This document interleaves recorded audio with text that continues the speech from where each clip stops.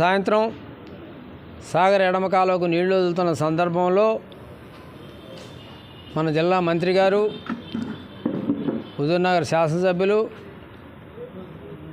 ఉత్తమ్ కుమార్ రెడ్డి గారు, తుమ్మల నాగేశ్వరరావు గారు, శ్రీనివాసరెడ్డి గారు, అలాగే పద్మావతి గారు తదితర ఎమ్మెల్యేలు అందరూ కూడా, కాంగ్రెస్ పార్టీ ఎమ్మెల్యేలు అందరూ కూడా సాగర్ వెళ్ళి మరి రేపు సాయంత్రం నీళ్లు రైతులు సాగు కొరకు నీళ్లు వదులుతాం శుభపరిమాణం. ఆ సందర్భంలో వాళ్ళందరికీ కూడా ముఖ్యమంత్రి గారితో సహా అభినందనలు తెలియజేస్తూ, మరి రైతు పక్షపాతి కాంగ్రెస్ అనేది రుజువైంది.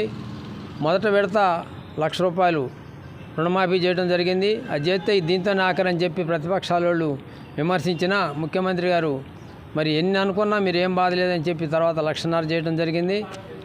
తొందరలోనే 2 లక్షలు కూడా చేస్తామని చెప్పి ముఖ్యమంత్రి గారు హామీ ఇచ్చారు. రైతులు ఆ సందర్భంలో కూడా చాలా సంతోషంగా ఉండి కాంగ్రెస్ పార్టీ రైతు పక్షపాతి పార్టీ మరి ముఖ్యమంత్రి గారు కానీ మంత్రులు కానీ అందరూ కలిసి చక్కగా పరిపాలన చేస్తున్నారని చెప్పి వాళ్ళందరూ కూడా మరి అభినందనలు విలువ జరుగుతుంది. ఎక్కడికక్కడే మరి పాలాభిషేకాలు జలాభిషేకాలు చేయడం జరుగుతుంది. మరి ఇవన్నీ చూసి కూడా ప్రతిపక్షాలు ఓర్వలేక ఎన్నో విమర్శలు చేస్తున్నారు. ఇది వస్తే ఇది రాగానే రైతు రుణమాఫీ లేదన్నారు, రుణమాఫీ ఇవ్వగానే జాబ్ క్యాలెండర్ ఏదంటారు, జాబ్ క్యాలెండర్ ఎక్కడన్నా ఇస్తే ఇంకోటి ఇదే విమర్శించడం వల్ల అంతకన్నా ఏం లేదు.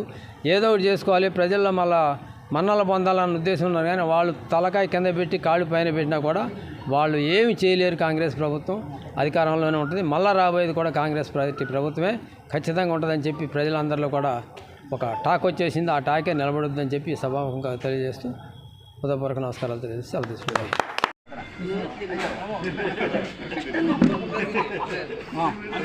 ఒక్క నిమిషం